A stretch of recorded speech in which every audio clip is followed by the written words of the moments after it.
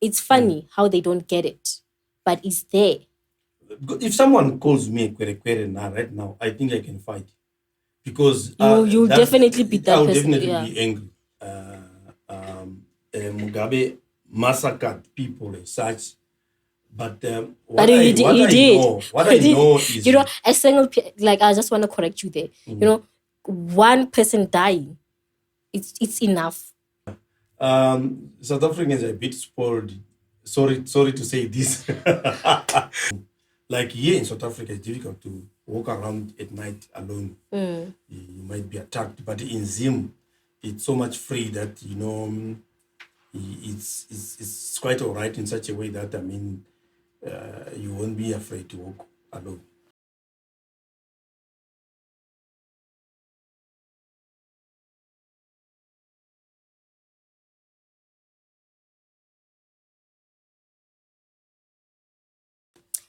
Greetings, Ndeu Moroi, Marhaba, Marhaba, Anyohasiyong, Tinisikwa, Ni Hao, Hola.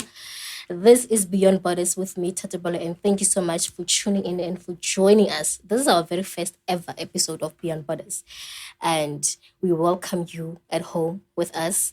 So I'm not riding solo. I'm with a mister from another country. He's from Zim. So let's get to it. Good day, sir. Now, how are you, Tato? I'm fine. Yes, I'm good. That's Good. nice to welcome you on the program. Yes, thank you so much. So can you introduce yourself? Yeah, my name is Mbiri.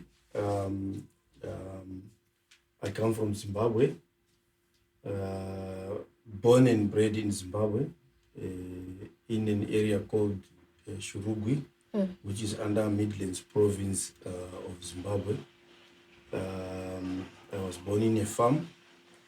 I grew up in a farm setup. My father was having 5 wives. So I kind of say I grew up in a very big family. My family is a big one. Got a lot of brothers and sisters. Then I also went to school up until I managed to get my degree in electrical engineering. So I'm an engineer by profession at this particular moment. Okay. Yes. That's a beautiful introduction. Thank you so much. So can you tell us why are you in South Africa? Yeah, the reason why I came to South Africa first time is like when things started to deteriorate also in Zimbabwe in terms of the economy was going down, and the company I was working for that time started to retrench people. Actually, I wasn't retrenched as such myself, but I later decided that, you know what, I think it's best for me to look for greener pastures somewhere else. I never thought maybe one day I would be South Africa. I was eyeing for Botswana and Mozambique, but just because South Africa was the easiest to come, I actually decided to come to South Africa to look for something. When you I picked up something when you said when you were doing all of that, you said the economy was deteriorating. It was like going for the worst. What was happening that time? Yeah, you would see the prices of things going down. You see, a lot of people losing employment and everything. Many companies closing. Here's the decision to say, okay, you know what? I think that was the signal to say, okay, you know what? I don't think I can carry on maybe staying in Zimbabwe. Maybe something big is going to happen that maybe I won't be able to put food on the table of my family. Okay. Hence, I decided to say, okay, let me just try our neighbor, South Africa. So coming to South Africa, like how was it? How did you find the adjustments coming here? Like your cultures, maneuvering through people. Yeah, the adjustment was big. I don't want to lie to you, because although in terms of culture, South Africa and Zimbabwe, I think we believe in the same things like this ancestral stuff, and I know people wayenza mtombo ngapha ekhaya nathi siyenza mtombo. Okay. So So I can say there's some similarities in terms of culture. But the biggest challenge that I had when I came to South Africa, when I came to South Africa, was in terms of language. I was not able to communicate with anyone. I was only speaking English by that time. And Shona. I wasn't knowing Tswana. I was not knowing isiZulu.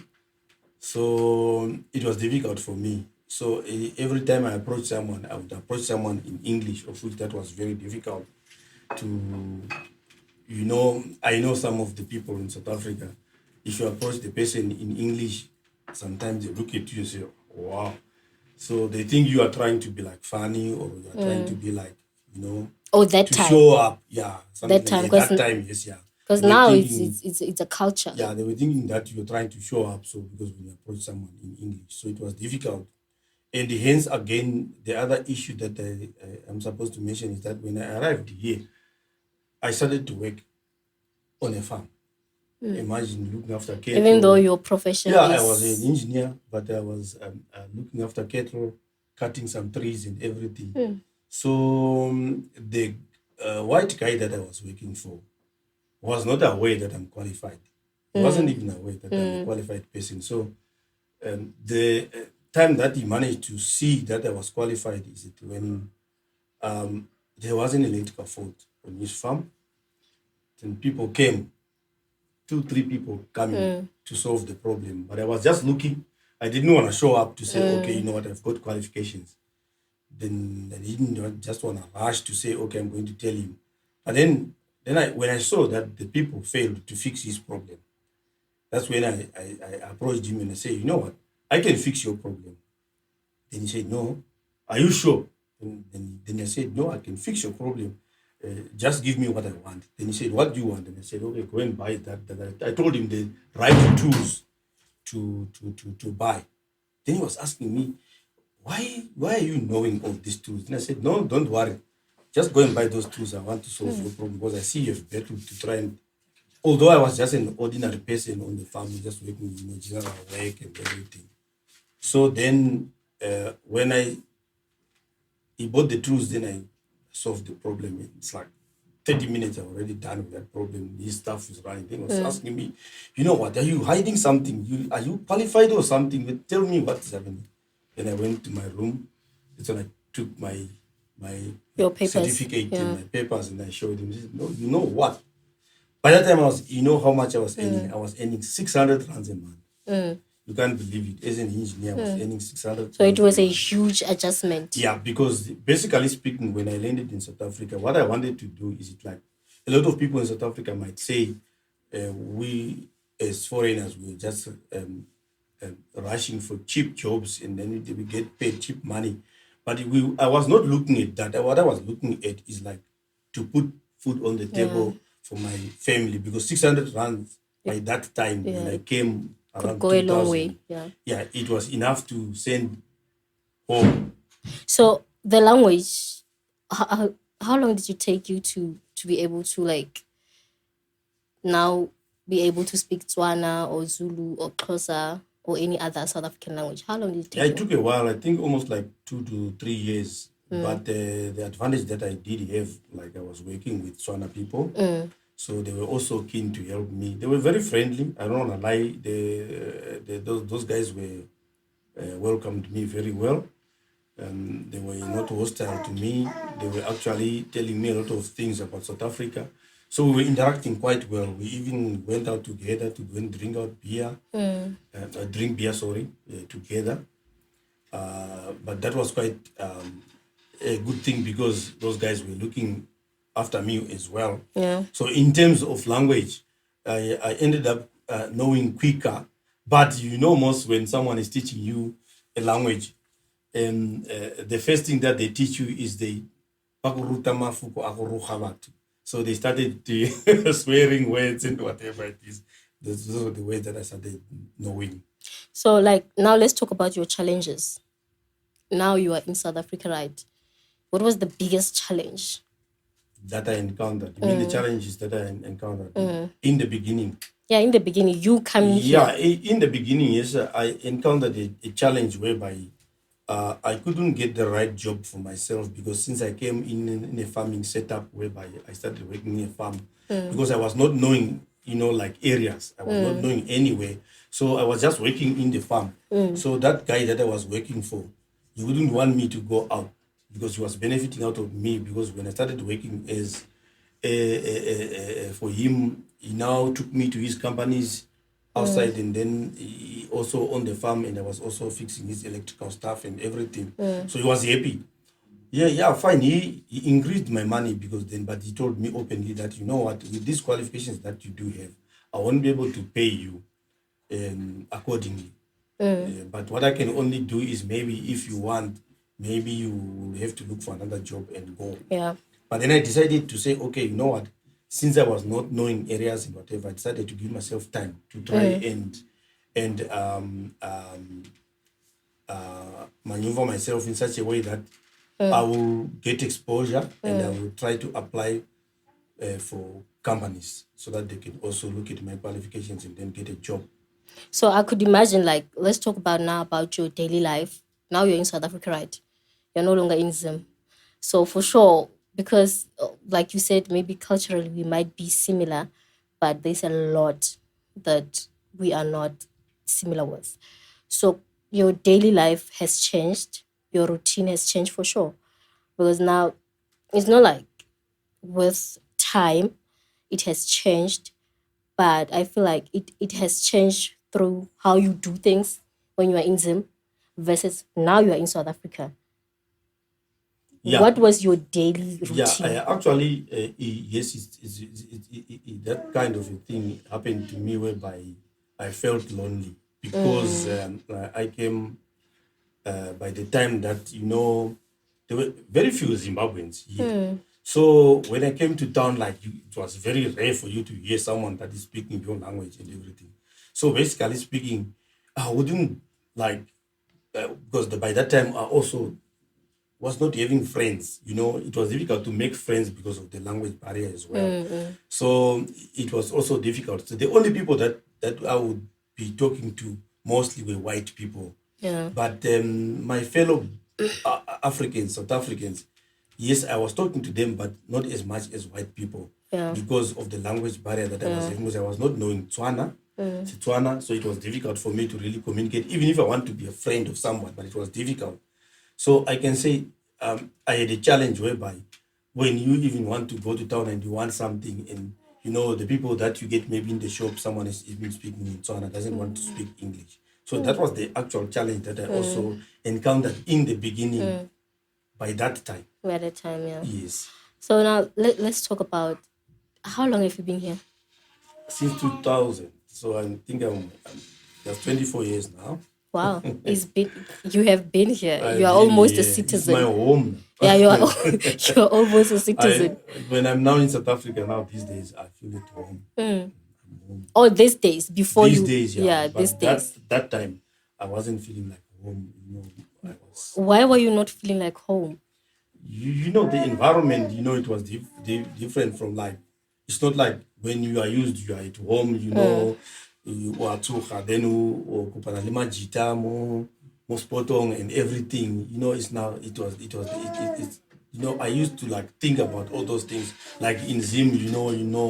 I know this and that. I know that guy, but here in South Africa, because I was not knowing anybody, so it was like difficult for me. So, like, do you have like how many, like, should I say family members? In South Africa, No, back at Zim.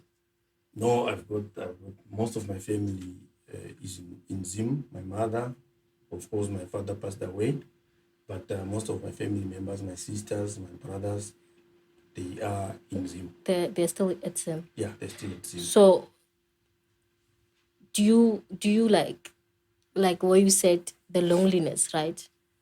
Because now you have been. How long have you seen your family really? Like I normally go home every year. Every Christmas I go home. every Christmas, Yeah, so sometimes 12 months. I go home twice a year. Twice a year. Yeah, sometimes I can go in April. Then, like this year, I already have been home in April. So, but then I'm gonna go also at Christmas. How do you feel when you like you are just entering the borders of, you are now from south to Zim. How does it feel? I feel a lot more comfortable when I get home because the crime is not the same as here. If I'm talking in terms of crime, because when I get home, I feel at home. Like here in South Africa, it's difficult to walk around at night alone. You might be attacked, but in Zim, it's so much free that it's quite all right in such a way that you won't be afraid to walk alone. But then, should I just put my question like this? Zim, like, how do you feel being there in the state that Zimbabwe is in? Is there any difference from 10 years ago when you left and now every time you visit? Yeah, there is a time that Zimbabwe deteriorated to lower levels whereby, a lot of people are suffering, they're not having jobs, they don't have money and whatever. But things also started to improve. I can say in the recent years, things started to improve. So, but I can't say it has improved in such a way that everything is good because it's kind of difficult. A lot of people haven't got jobs. A lot of people are suffering. Hence, that's why you see some of the people, they opt to say, okay, the moment that I get my passport or my travel documents, I have to go somewhere. I have to go either South Africa or any other country. That's why Zimbabweans are always moving around. Yeah, and not just them. Like, Yeah, not just them. Not just them. All these African nations, Yes. they're scattered all over the world. Yes, that's correct. Like seeking betterment, right? So for me, my research was over 2 million immigrants from Zim, just Zim. Like right now we are talking about Zim. Over 2 million are now in South Africa, right? Yeah. And that's just, I'm not saying it's a definite number, 2 million exact. Yeah, it's plus minus. That's why I'm saying over. It's over 2 million of Zims in South Africa. Imagine that population in another country. You can clearly see that there's something wrong with the leadership of this country. This country is not the place of milk and honey. It's far from betterment. Yeah. Yeah, like I what you're had saying. previously had a fellow Zim on this show, and he did mention that it's far from everything that people could imagine. It's for the West. Zimbabwe is going for their dogs. So now let's talk about leadership, because I want us to talk about it. That's why I was making that statement. It's a statement. It's not a question. Yeah, I wouldn't want to dwell on politics too much. There's no politics. Yeah, it's a statement that I'm making. Yeah, but, I'm looking at that camera. It's a statement that comes from my mouth. Yeah. Yeah. But the bottom line is that I don't know how these guys are ruling the country, because I'm not in government. No, I like it because I'm talking to you from a point of a citizen point. Yeah. And I want you to answer me from a point of a citizen point. But from my own observation, yes,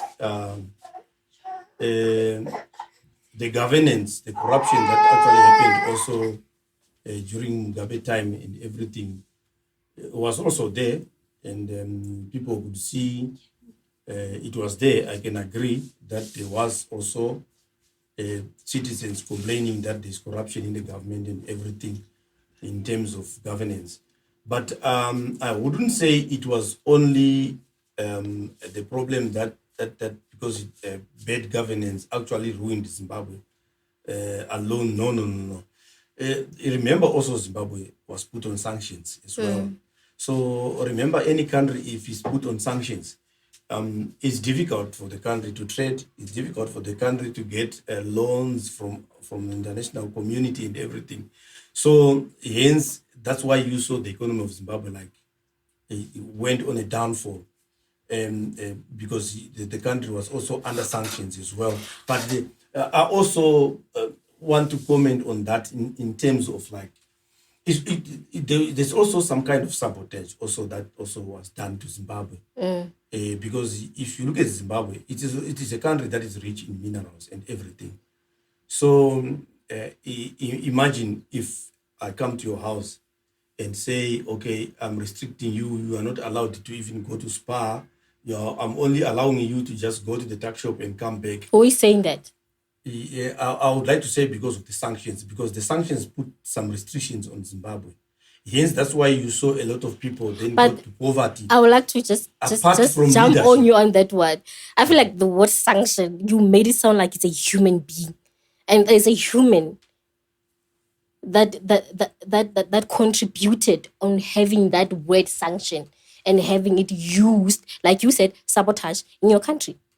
Yeah, because you know why I'm saying so? It's because I know the history of the country from the beginning, from the colonial era up until we got independence. There was what you call a Lancaster House Agreement that our government, when they came to power, signed with the colonial masters, which were the British by that time. I like it because you say So there was an agreement whereby land is going to be taken after 10 years of independence. They agreed with the colonial masters. Okay, that were there independence. by that time. Yeah. So I always see so many Zimbabweans celebrating independence. yes. We celebrate independence. That's correct. But according to the agreement that was done, because on the negotiations for independence, there was a promise by the British government, which was that by that time, I know my history. I did history, Zimbabwean history. I remember there was Margaret Thatcher from Britain, who was the prime minister by that time. And then Mugabe and some of the guys like Joshua Ngoma and whatever, they went to Lancaster House, where they had an agreement whereby the government agreed with the British that they will be given land after 10 years. There was going to be like a willing buyer, willing seller, so that they can also empower the Zimbabweans in terms of economy and everything, to put the Zimbabweans also on the economy streamline. So now let's talk about independence, because this independence that you all Zims are so big on, is it happening? Is it there? Yeah, it happened. The independence happened. But No, soon the after, word independence can be there. But yeah, are these people, are they able to be independent in their own country? Is it their own, like their own birthright? You are in this country, Zimbabwe, and then there's this day that is celebrated specifically for independence. To my surprise, you're just celebrating a day without no rewards, without nothing. You are reaping nothing from this day. The only thing that you are reaping from this day is tears, hunger, poverty, nothing. no, I do So agree. I want to ask you a question. What does independence mean to you as a Zim? It means a lot to me, but at this particular moment, because the country is not doing well, it will look like as if independence doesn't mean anything to me, because a lot of people are suffering. But basically speaking, as a Zimbabwean, I would say independence means a lot to me. But because of the economy of the country that went down, if you look at it now, it looks like as if people are not independent in terms of many things. So that's why hence you see, okay, you might think, okay, people are not independent, because when you are poor, do you know that when someone has got a good living standards, it also brings you some sort of independence, because you can buy what you want, you can do what you want, you can maybe travel where you want as well. Exactly my point. So, but because people are suffering, a lot of people don't have jobs and everything because of the economy that went down. That is why you see a lot of Zimbabweans are now flocking out of Zimbabwe. Also now let's go back to, because I like every time you're talking, I get things that I pick up. Yes, that's all right. So now you're saying by the time Robert Mugabe goes to this white woman, right? They sit in a meeting. The agreement was to hand over the land back after 10 years. Yeah, they said they were going to do what we call willing buyer, willing seller, whereby some black people are going to get land. But that didn't happen after 10 years. So yeah, I get that. That didn't happen. I'm coming to my question. My question is, now the Zim people, finally, they get to that point where they receive land, right? And I'm sure everyone is so excited that finally this Independence Day is here. Everything is going to change. Things are going to be different. Things are going to be nice. Boom. The same president that went and speak on their behalf for this land is now a dictator. Yeah, of course. Yeah. I can say okay.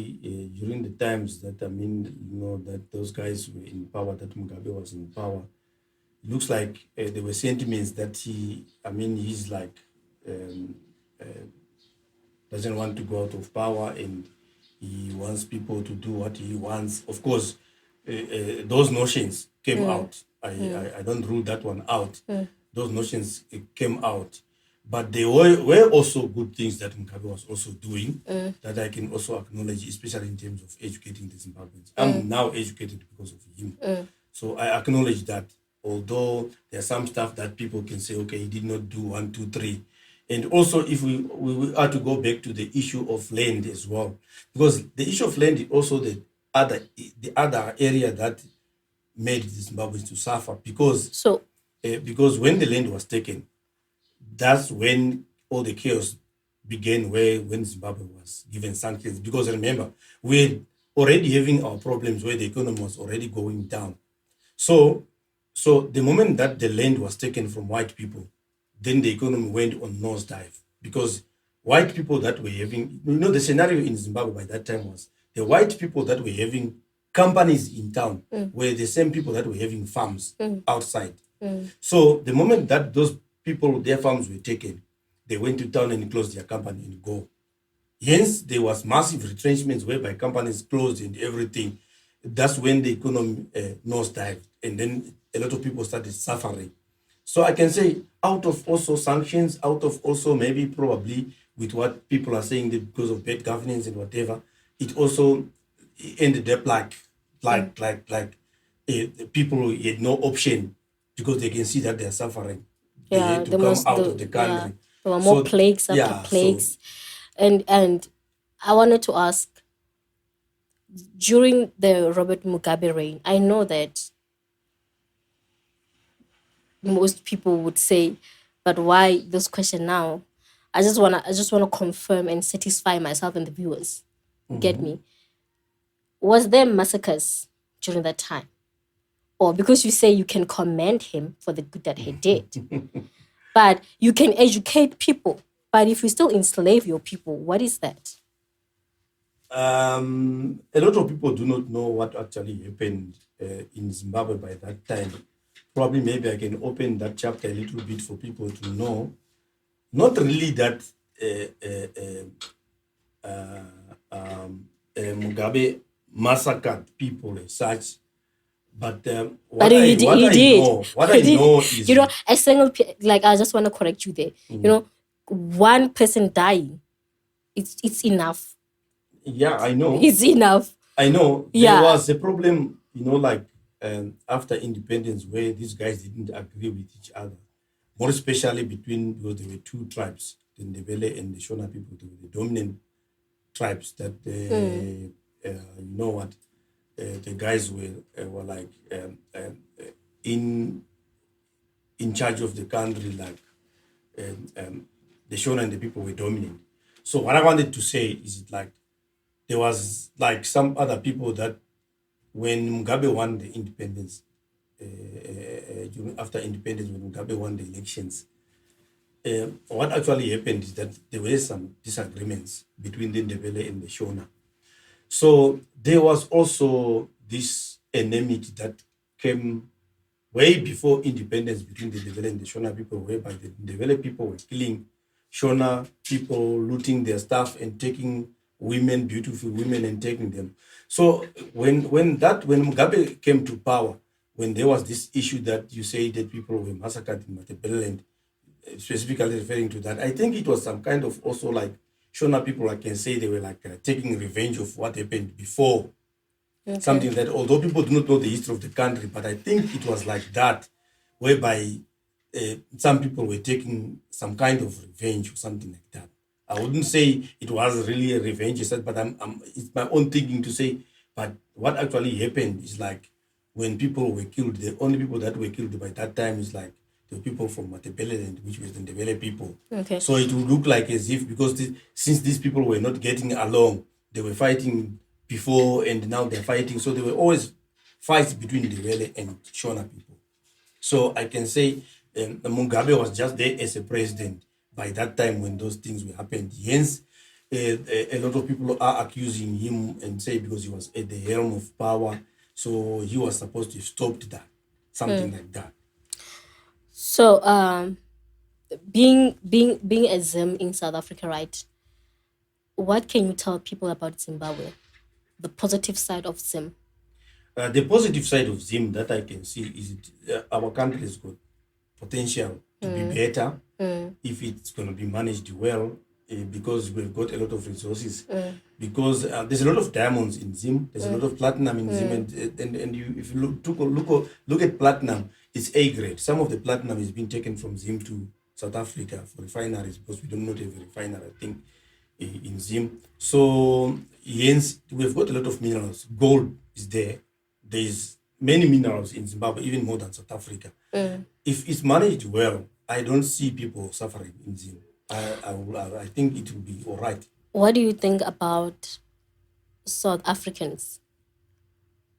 Do you think, because the other person said, I quote, he said, he feels like South Africans are spoiled.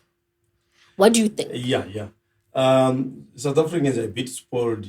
Sorry to say this, because you know why I'm saying you guys are a bit spoiled. It's because like now, you can get a house for free, RDP house. There's nothing like that in Zimbabwe. There's no school lotto in Zimbabwe. If you want to buy a car, you have to save money. Get yourself some cash and then go and buy your car cash. There's no school lotto. And also, this issue that I've seen of things of grants. You know what? My mother is 80 something years now.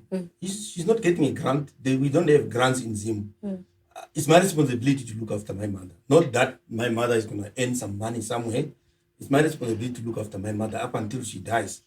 So, and also the other is things that I've seen now, you guys, that I'm saying you are a little bit spoiled. It's like girls. If you look at the pregnancy of girls now, it's like because of the grants, because girls know that if I get pregnant, you know what? If I give birth to a child, I'm gonna get some money. So it's like an encouragement.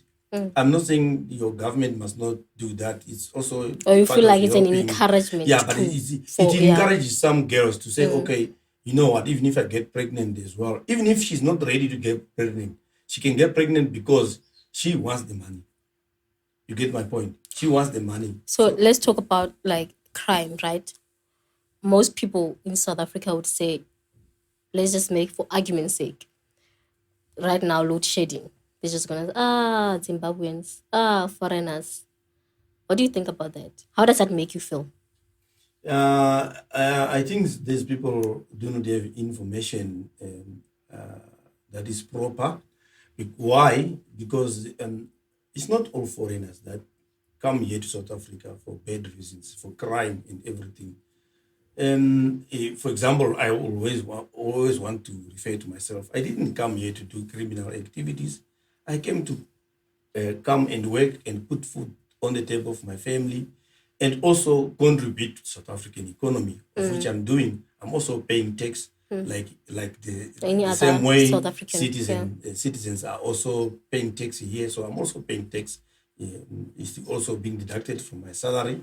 So I'm also contributing to the economy of South Africa. And also in terms of skills, I remember I've also been teaching people. I continue even to do that even now in terms of skills that they do not have. If I see I've got the skills and I also help the other guys also at my workplace, that's an achievement. That I'm also helping South Africa on that one. But like what I wanted to say is like, not all foreigners are criminals, like what people are saying. Because, okay, why don't you guys look at numbers?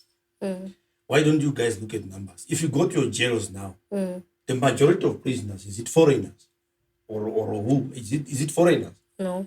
Am I right? Is it foreigners? So why don't you calculate and say, okay, what is the percentage in terms of... So do you feel like South Africans are a bit of hypocrites?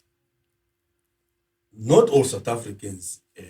If you say South Africans are hypocrites, then we put everyone in one blanket. No, it's more like anyone can answer for themselves. Like I said, people think that foreigners come and steal. So it's a good question. So people can just be like, but I'm not a hypocrite. I like foreigners, So it's a question for them to answer for themselves when they do comment, right? That's right. Yeah. I'm not here to defend anybody. I'm not here to speak for anyone. I'm here to only pass out the message I'm supposed to pass. So it's a good question to ask, right? Yeah. If somebody out there wants to really, really, really, really say, no, I'm not that bad. I'm actually one of the good South Africans. You see, they can say that. Yeah, they can say that. Yeah. But to be honest with you, there's some South Africans that are good. There are also some South Africans that just do some comments or say bad things without having information of what's happening on the ground. Because you can ask some South Africans that have gone to Zimbabwe, some South Africans that have gone out of South Africa, they will tell you how good they are treated there outside. The treatment that they get from outside. They are not even treated as foreigners in outside the other countries. But here, that's where I see, because if you look at the history of South Africa and Zimbabwe, there's a lot. There was also exchange of workers during the apartheid era, and then when Zimbabwe was also still under colonial, there were all workers coming from Zimbabwe coming to work here. Like I don't have full information, but I know that Joburg was built by foreigners because there was Wenela mines whereby a lot of. That's why you see this that language that they introduced Fana Kalong on the mines, because there were a lot of people that were working, because I'm working on the mine. So there were a lot of people that were working on the mine that did not understand each other. Hence, they formed what they call Fana Kalong. So people do you feel like Mozambique, Zimbabwe, South Africa, and whatever? Do you feel like when you say most people, especially in these days, young people, they don't understand the core information that comes with that, the coreness of that information, of now going back into archives and really understanding that, like you saying, there was some exchange of workers, and when they came here, they were able to integrate and come together and say, because we don't understand each other, but we will try to understand each other. So do you think, that's why I'm asking that question of, do you think most South Africans are hypocrites? Because proof says back then, we could exchange refuge. South Africans can easily leave South Africa and go on exile, right? In other countries. Yeah. And be safe there, right? So now it's a question of, are foreigners questioning their safeness in South Africa, you see? Yeah, that's very true, the question that you are asking. But I wouldn't say all South Africans are hypocrites, because the hypocrite is a very, what do you call it? It's a stronger word to use. Is it? Yeah, it's a stronger word to use to say, you can say, because if you say someone is a hypocrite, it means you know what, that kind of a person is not even understanding anything at all, and he's just looking at the things and he sees that these things are all, he doesn't see things in a positive way. But what I can say is we can say there's some people that are a little bit xenophobic. It's so nice that you are defending South Africans. Yeah, there's some people that are a bit xenophobic. Not all South Africans, because I work with them. I work with South Africans. I've never had a situation whereby somebody offended me in terms of being xenophobic at work, at my workplace. I would lie to say there's people that are South African that are xenophobic, but there are people that are xenophobic that you even hear when you are walking, even the street, that are bicycle kicking. That is xenophobic. That you see, you're coming to my point. That is pure xenophobic. Yeah, that's pure xenophobic. Yeah. There's some people. There is not a bit. That have got this mentality. Now you can't. These guys must go back. You can't seclude it and say it's a bit. No, it's not a bit. It's a stretch of xenophobia. Whether you are legal or not legal, they would not want to see you. Maybe for you, I feel like for you, because I feel like this thing of South African being so xenophobic, it comes with the darker the skin is how they're going to criticize you. So for you, you did not, you blended in South Africa because of your color, right? You are lighter. Yeah. A lot of people, they say in Zimbabwe there's no people that are light in complexion like me. But that's why they were so comfortable to say those words in front of you. If at all, if I was illegal here, and I walk on the street, the police would not know that I'm Zimbabwean. That's why I said you are blending. That's why I say you are blending. I'm blending as well. But I also like think South Africa, like what we were saying, because I think what we are trying to promote here is unity in Africa. Exactly. I think we are all coming from the same origin, if you want to tell the truth. Because if you look at the history of the Shona people, for example, Shona people, their origins are here by Mapungubwe here, here in South Africa. Their origins of South Africa, Shona people, they came from South Africa to Zimbabwe. So what can you say? South Africa is my home. Look at the developed people. Where are they coming from? They're coming from Zululand. So what do you say? What I want you to look at your camera right yes. there, and then I want you to tell them what you think every time a person say "Makwara," they must go back home, right? I feel very much offended. I don't want to lie to me. To me, that is no. I want you to tell them. Is it no goal? I want you to tell them that. I want you to tell them and say the way you were saying it, and tell them how all this integration right comes together because of back then. And most of them, they don't understand that now. Even the older people, they don't get it now. It's funny how they don't get it, but it's there. If someone calls me a kwere now, right now, I think I can fight. Because you'll definitely be that I'll person. definitely be angry. Because they wouldn't say that to a fellow, another white, a person like a white man. They can't say he's a kwere. Because there are so many also white people that are also foreigners in South Africa, and that are also illegal here in South Africa. There's so many. But why are those people not called the Makwerekwere? Why is it now? I like it Zimbabwe because you are answering my being hypocrites question. I'm content, viewers. At last, he agrees that South African are hypocrites, right? How can you now look at this black man and say he's a kwere? Where's your fellow white man? He's good when he's in South Africa. We're gonna come back to that. So you see, you come to what I'm saying. You are now well within what I'm saying. Well, hypocrite would be a very strong word. It's not a strong word. That's why I use the word xenophobia. You are being nice to them, and I like it that you are being nice to them, but they're not nice to you. Yeah, no, because there are some. Because I can't classify them under one bracket, because there's also some South Africans that are very good, very good. To be honest with you, there are South Africans. Like other people will tell me that there are so many Zims that are very good. Yeah. Well. So you cannot just say, okay, all the 50-something million of South Africa, they think the same thing and they are doing the same thing. No. There are some very good people in South Africa. People like you, people like my king here with us. They are also very good people. They are accommodating foreigners and everything. So I wouldn't say all South Africans are bad, but those bad ones, I think it's our duty also to educate them, to say, okay, where they are wrong. I think, guys, there's some information that you guys are missing. There's misinterpretation. Yes, there's misinterpretation that they can think all foreigners that are here, they are criminals. Because look at the knowledge that also Zimbabweans are also bringing here. Not Zimbabweans alone, and some also foreigners from other countries. They also bring knowledge here. And not that they came here just... And they're also teachers. Yeah. Yeah, my math teacher was from Zim. Yes. Yeah. So and like my that. physical science teacher was also from Zim. So look at that. Yeah. Look at he was from Uganda. The only problem is that some South Africans, they don't want to acknowledge that they are also benefiting out of Zimbabwe. South Africa, economically, they're also benefiting out of Zimbabweans. So we cannot say, okay, Zimbabweans have just brought misery to South Africa. We must just accept the balance. Yeah, we must accept the balance. Let's just talk of numbers and say, okay, who is what? Who is doing what? If there are criminals that are coming from Zimbabwe that came to do criminal activities, what are the numbers? What is the percentage as compared to what is there on the ground? Because people, if I say, okay, I want to give you an example.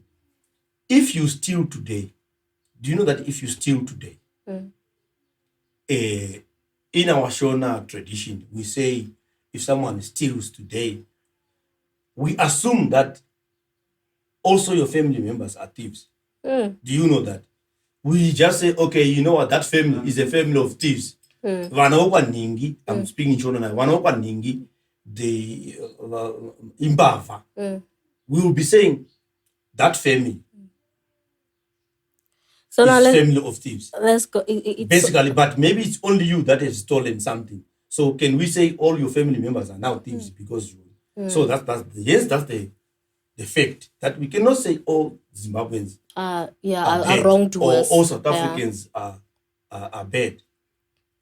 We should strike a balance. Like what you were saying. Yeah, because the purpose of this podcast is to share knowledge and make sure that people do understand that what they do to the next person can really, really enter, and this person can really, really receive it very bad. And I want them to realize when you are at the receiving end of things, right? If the tables were turned, I'm the one now in a foreign land. I need to put myself in that position or prepare myself mentally, emotionally, even physically, that I'm in this new country. I don't know anyone. I'm about to embark on this journey. So this is a show where we get to sit with people like you and educate the masses that you are not comfortable until you cross a border. And you are far beyond borders. And you are far from home. That's very correct. And now you think you know. Now you don't know because you are so far off your border. You are in the midst of these new people. You want these people to receive and accept you. But did you accept others? No, you didn't. That's what the Bible said. Do unto others what you want them to do. That's correct. To be done to you. Yeah. That's very correct, Thato. So I agree with you. So now let's go back to let's wrap the leadership part. So if you would have a conversation with your president, if you were given that privilege to sit with your president like we are sitting now, what would you say to him? If I'm given the platform to speak to him and advise him as an advisor, I would advise him on two things only. Two things only that can change our country. I think our country has got a lot of resources. The first thing that, if I was the president, I would change in our country will be how we sell our minerals to the outside world. And to make sure that those minerals are benefiting the citizens. I'll make sure that those minerals must pay for grants for our elderly people, our young people, the same way that South Africa is doing. But minerals bring a lot of revenue to the country.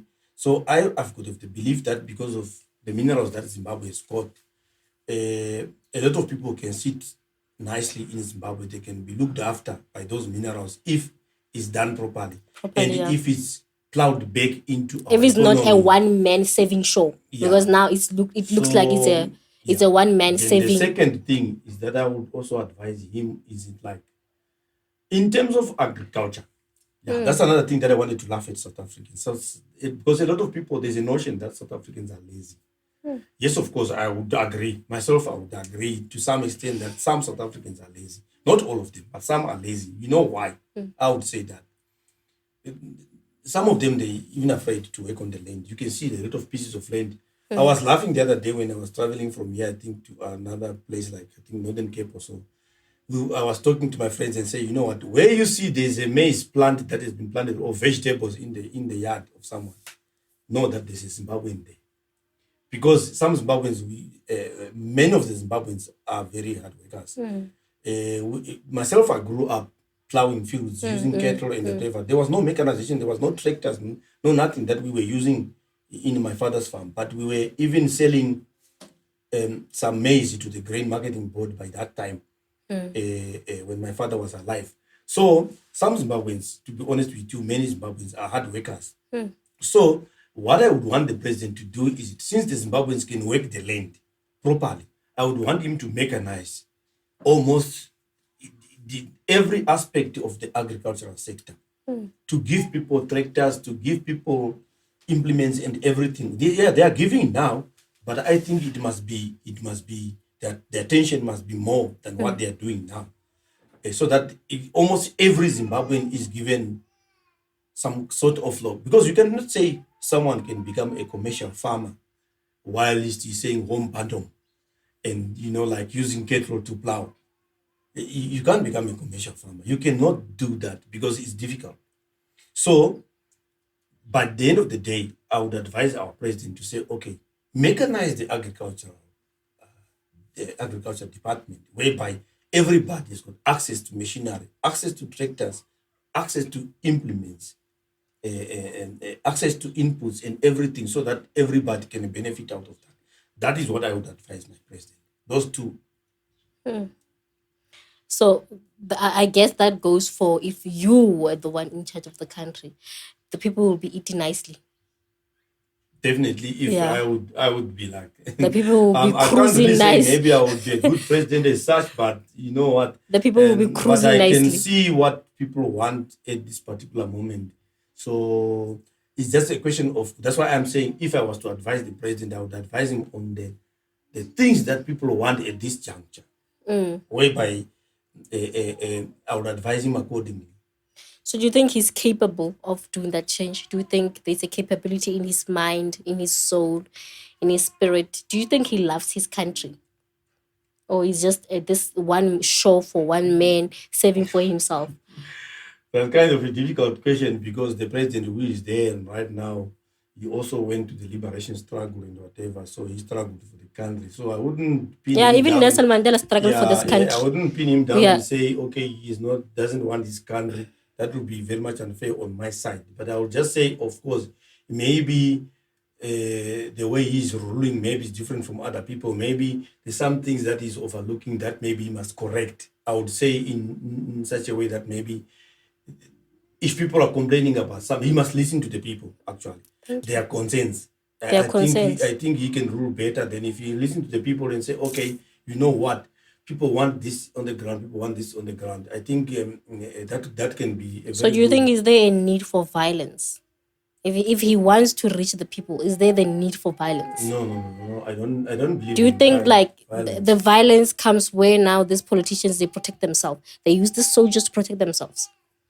Yeah, most African Because most let me do an African- example. If President Ramaphosa is about to do a speech anywhere, no soldiers nowhere they're gonna come at that point and just be like on guarding this president of ours with bazooka guns and beating people. This is just a man here to address his people, or this is just a man saving his people. Why is there a need for in your country this leadership feel like on the streets a soldier is holding, what do you call this thing, beating a woman on the back? What is that? And we're supposed to smile on that. I wanna this one, I'm talking to the president Emerson.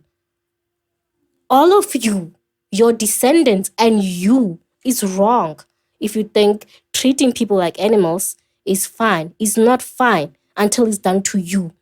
Come down to the high horse and come to the ground where the people are your people who put you in power.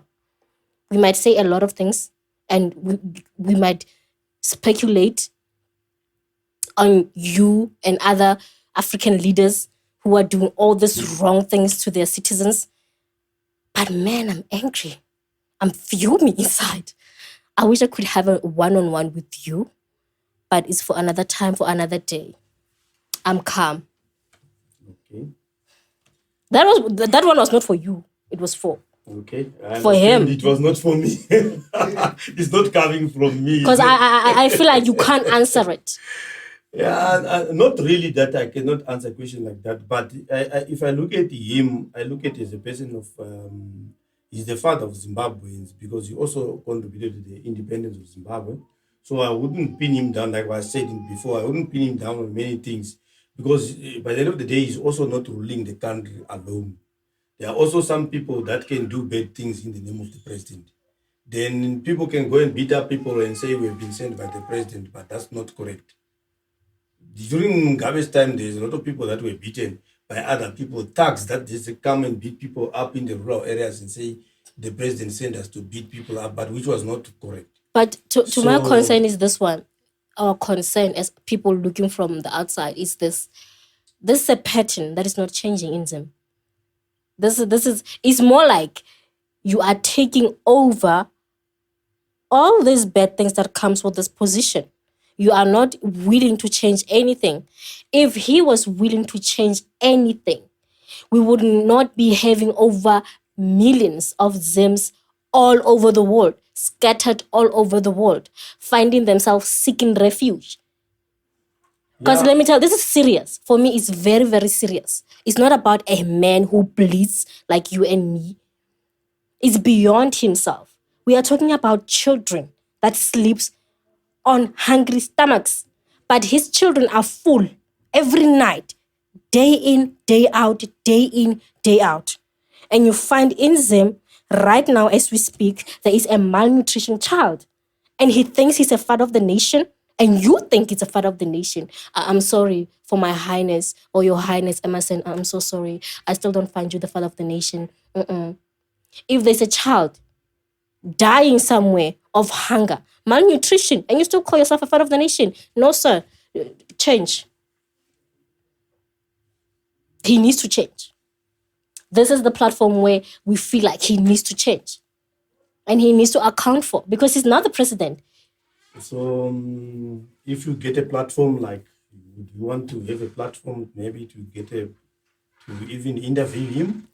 Mr. President, I would definitely love to have a one-on-one with you. I know you are the one that was asking questions. I have to ask one. I know that one. I receive it well. I would definitely would like to have a one-on-one with you. Definitely. So let's wrap it up. I'm sorry for being so high emotional. Everything that has to do with the kids and the future of this world, it just gets to me. Yeah, it's all right. Yeah, it gets to me so bad. Yeah, because now you are leading, but it's fine. It's fine. It's fine, but it's not fine, right? Let's move on. So what advice would you give somebody currently in Zim right now, thinking of making the same move as you? Not knowing anyone. At this particular moment, South Africa is good. It's also its own problem. Because I've been here for far too long. I can see the economy where it is going also. I can see also the problem that the South African government is also in terms of maybe unemployment. Also, they also want to look after their citizens and everything. So basically speaking, I wouldn't advise someone from Zim to come down here, because I would actually advise that person to maybe try and find ways to survive in Zim. If at all someone has got money, I think there's a lot of projects that people can do in Zim that can give them money. So by the end of the day, I wouldn't advise someone to cross the border to come to South Africa to look for a job here. No, not to say, because a lot of people might say, okay, but you are advising us not to come, but you came. No, but not just in South Africa, right? Anywhere in the world, would you advise somebody to just go? I wouldn't advise if you are comfortable at home and there's at least there's something that you are also doing at home or at your country. I'm talking about a normal person who was in that circumstances that you were when you left, because nobody's gonna be comfortable in hunger. I'm telling you that. Yeah, of course. If someone has got maybe he's in a corner or somewhere whereby he can't make ends meet, you can always move to a greener pasture somewhere. You can always, not South Africa alone. Some people are not coming to South Africa alone. They also go to other countries like Botswana, like Mozambique, like even some other people are even going to Australia to look for greener pastures. So I would say they would also look for, but you need to make a calculated move. Because if you just move these days, because a lot of people, they think if you just cross the border to South Africa, you are well all right. Like for example, if you really look at what I told you in the beginning of my introduction, I told you that I came here and I started working in the farm, earning 600 rands a month, but I'm a qualified person. What do you think about that? So I wouldn't advise someone to say, jump the border, just come to South Africa, everything will be right. Because a lot of people believe that when they just cross the Limpopo River and they're in South Africa, then they think their problem has been solved. No. So is it true that, is it true when you talk about that, I know it's not funny, but South Africans, like, this is the one comment they like to make a lot when they're being sarcastic or when they're being xenophobic. I don't know. Because you say they're xenophobic nice. You are the one who said they're so nice when they're xenophobic. I don't know. So if they say you guys like your transportation is crocodile, oh my gosh, what is that? Do you guys travel with crocodile? Because you just said Limpopo River, and in my mind, I'm like, oh, the crocodile part comes in. Yeah, because remember, there's some people that came illegally to South Africa that also crossed the border in the river. Yeah, it's really sad for someone to cross a river where there's crocodiles and everything. It's not that those people wanted, but it's just only the circumstances that they were having by that time. It's a chance you are willing to take. Yeah, it's a chance that you're willing to take, because you tell yourself, no, even if I stay at home, what will that happen to me? So I would rather maybe take my chances with the crocodile on the river and cross. Maybe I'll get something. Like maybe in your knowledge, has there ever been fatality when people are there's crossing? a lot of people that were taken by crocodiles trying to cross the river. Some people do not even know, because when those people were taken away by the crocodiles, some people were not there, so there's no statistics. Yeah. So there might be big number of people Yeah. that died trying to cross to. Yeah, but I don't advise people to cross illegally to South Africa. Yeah. I think because passports are now a bit cheaper in Zim.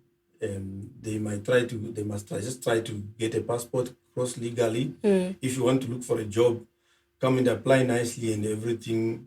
And then we don't have this issue whereby some South Africans think that we are taking away their jobs.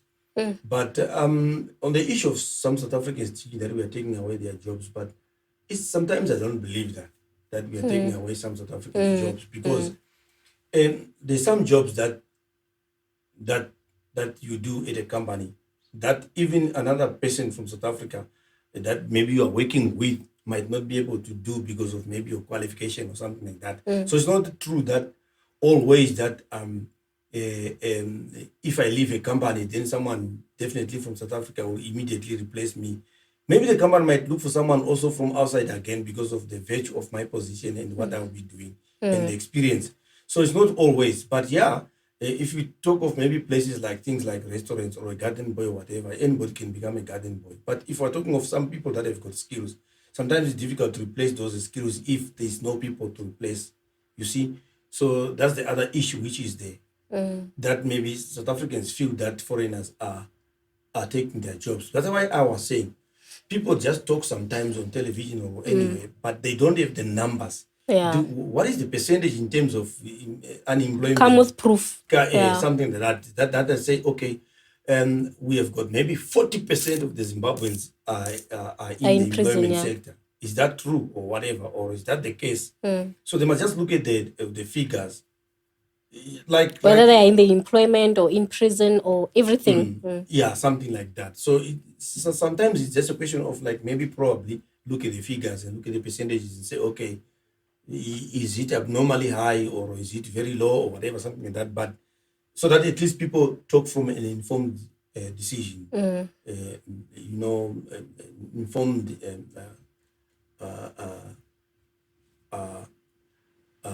analysis or something like that. Because you cannot just talk without having information and say, you know what, all foreigners must go today. All foreigners are taking our jobs. Which ones in particular? Be specific and say, okay, which ones? Yeah, of course, we know that there are a lot of foreigners in South Africa that are illegal here. I'm not saying people must come illegally here. That's why in the beginning I said, okay, you know what, people must come legally. They must just come. If you are looking for a job, compete like any other person. Make sure that you fill it. If the South African can't fill that job and you have got the qualifications, it's fine. Then you can also give the people in South Africa the skills, teach them also and everything. It's a good thing to teach your fellow workers and everything so that they can also know what you are knowing. So that will be a good thing. So before in closing, do you think one day Zimbabweans will have the salvation they're looking for, they're hoping for?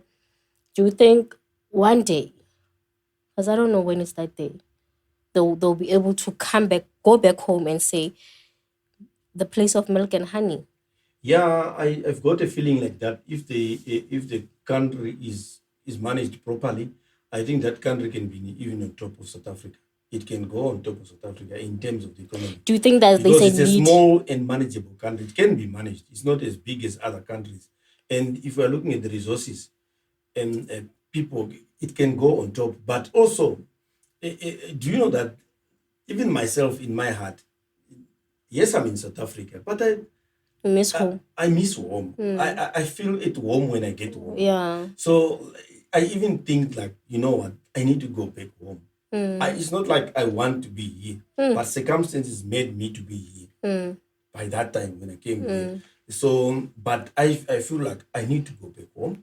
Do you think that with the change of leadership, maybe somebody younger, that milk and honey situation can happen? I don't believe in like change of leadership also can cause the country